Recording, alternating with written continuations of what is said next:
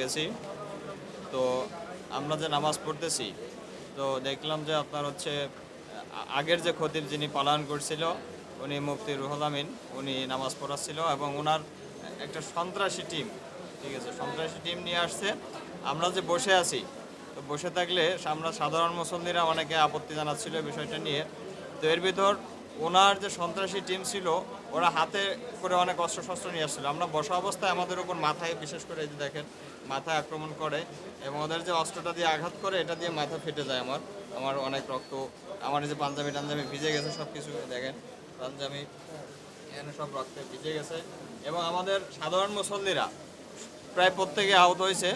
তো আপনারা জানেন এই মুফতি রুহুল আমিন, ইনি আওয়ামী লীগ সরকারের সন্ত্রাসী কার্যক্রমকে উস্কে এবং ইনি একটা সন্ত্রাসী। আজকে উনি বাইতুল মোকাররম মসজিদ দখল করার জন্য সন্ত্রাসী বাহিনী নিয়ে মসজিদে প্রবেশ করছে এবং আমরা যারা সাধারণ মুসল্লি আমরা নামাজ পড়তে গেছি, আমাদের উপর ওনার সন্ত্রাসী বাহিনী লেলিয়ে দিয়ে আমাদের উপর অতর্কিত আক্রমণ করছে।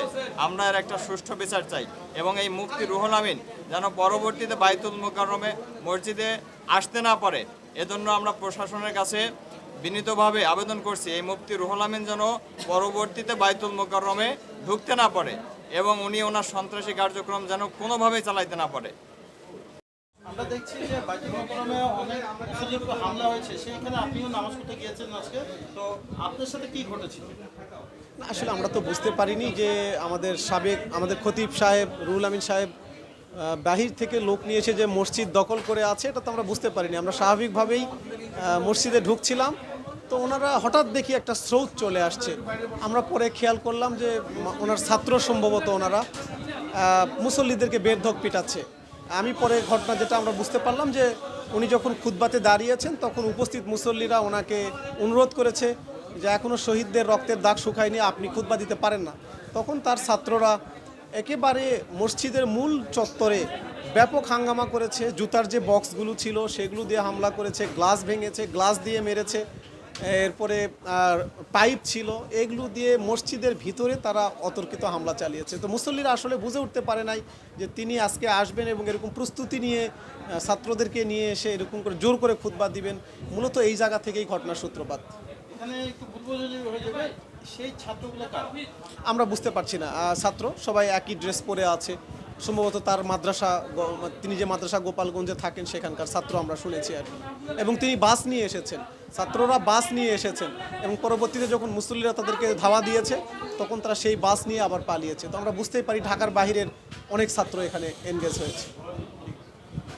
আপনার নাম? আমি নূর মোহাম্মদ। আপনার নাম? আমি নূর মোহাম্মদ, পুরান ঢাকাতে থাকি। আমি আমি প্রকাশনায় কাজ করি। আমি একজন ব্যবসায়ী, প্রকাশনা ব্যবসায়ী।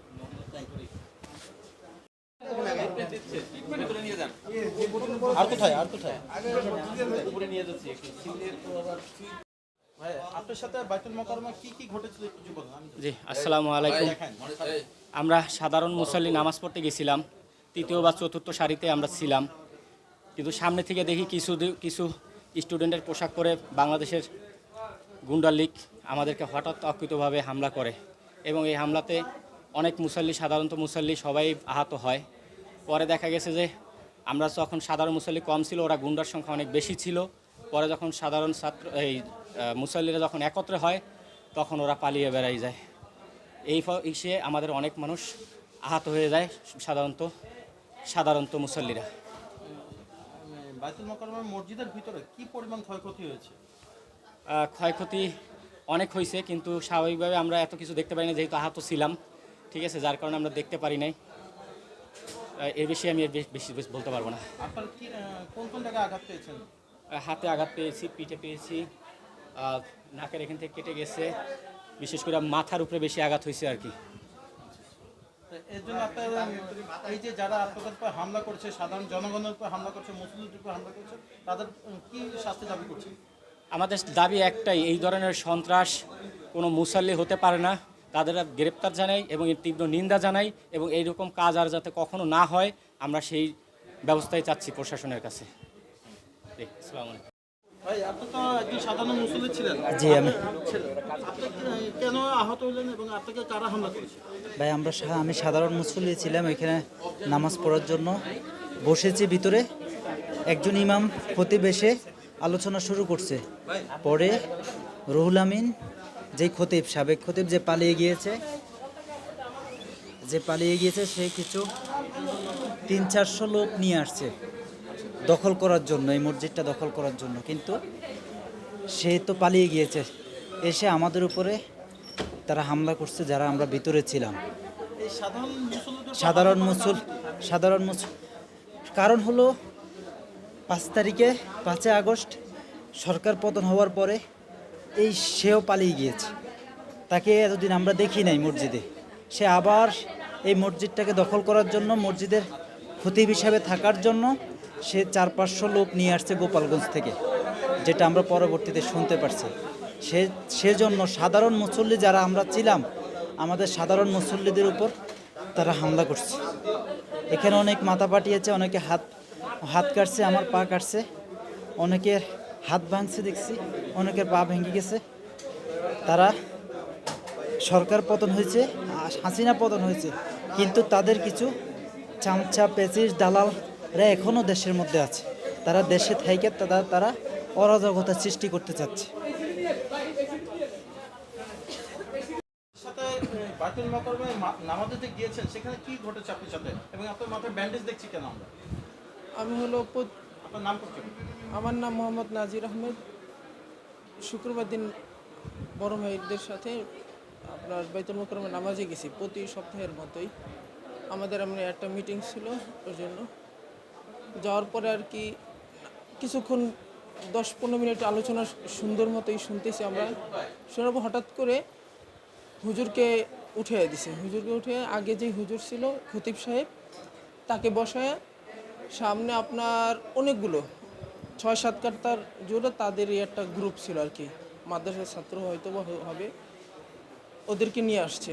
নিয়ে এসে হুজুরকে উঠিয়ে দেওয়া পর উনি দাঁড়ায়, পর ওরা একটা মোটামুটি একটু হামলা প্রকৃতির ওরা শুরু করে দিছে। পরে আমরা গেলাম, যাওয়ার পর আমরা আর কি একটু বললাম যে এই হুজুরের খতিবের নামাজ আমরা পড়বো না, কারণ ওনার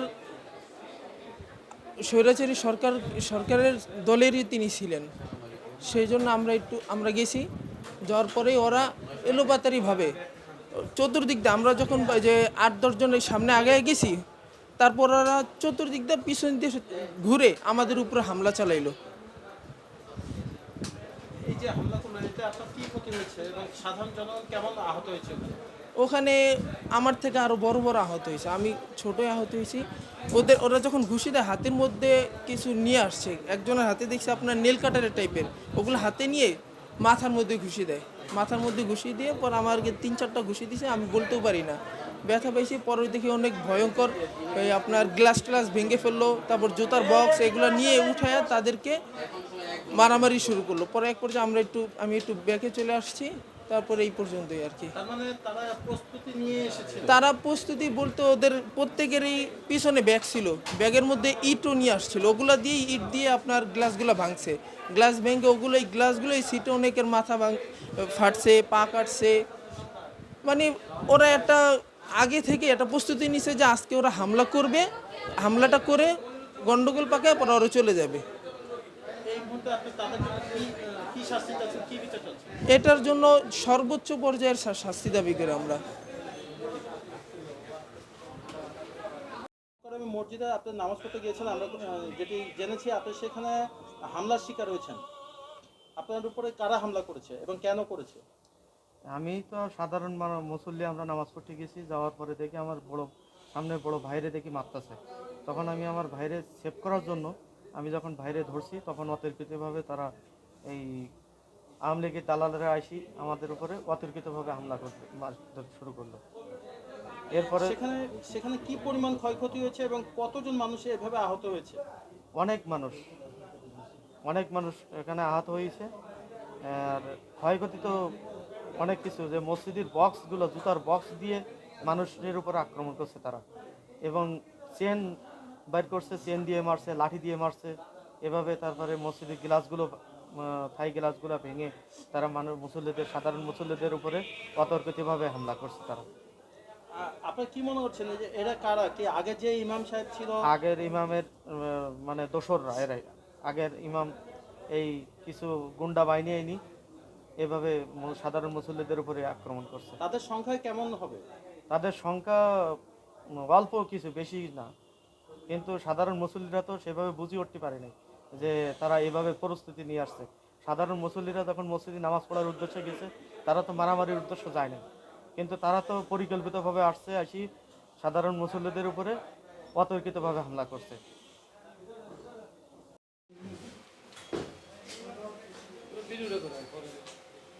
সিনটা নিন।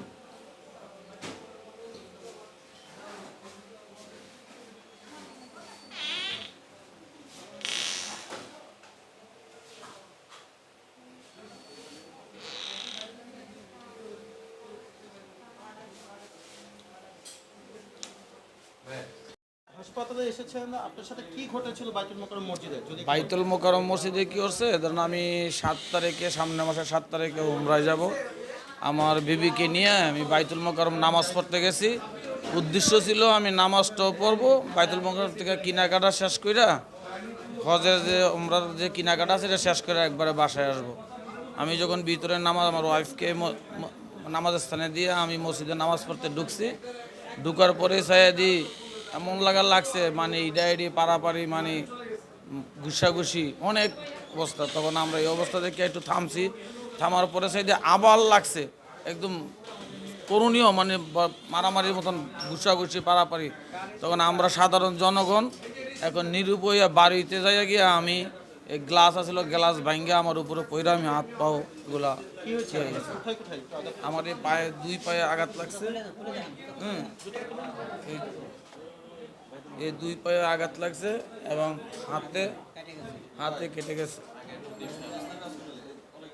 তো এখন আপনি সাধারণ একজন দেশের নাগরিক হয়ে, আপনি একজন সিনিয়র সিটিজেন, আপনার উপর যে আঘাত হয়েছে, এটার জন্য আপনি কি বিচার চাচ্ছেন?